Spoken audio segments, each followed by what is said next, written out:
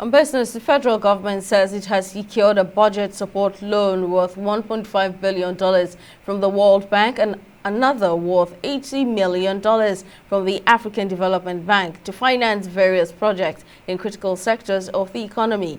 Minister of Finance and Coordinating Minister of the Economy, Wale Edun, told State House correspondents that the federal government would receive the $1.5 billion as a whole before the end of the year, provided it fulfilled its end of the deal. He says Nigeria qualified for the relatively cheap loans given its macroeconomic moves in the past couple of months since President Bola Tinubu assumed office.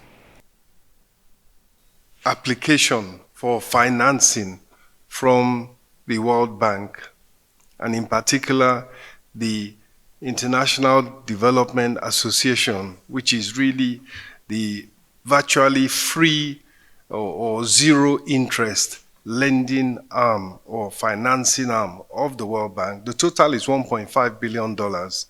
And the background is, just as you heard from the Minister of Planning and Budget, the world today is one of high interest rates as the developed world looks to fight inflation. They're doing it by restricting money, keeping interest rates high so that they can get inflation down. What that means is that interest rates for everybody else become not just high, but very painful, if not unaffordable. Within that context, Nigeria has been able to make the kind of macroeconomic moves, has been able to take the tough decisions to restore balance in the economy, in the government's finances, that has warranted support, that has gendered and that has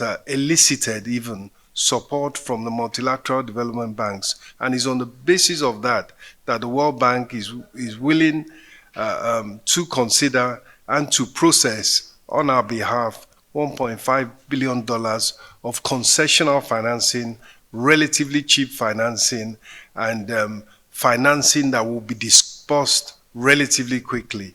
And that was what was presented to the Council, the Federal Executive Council, and the members approved that we go ahead with that financing, given that it is affordable.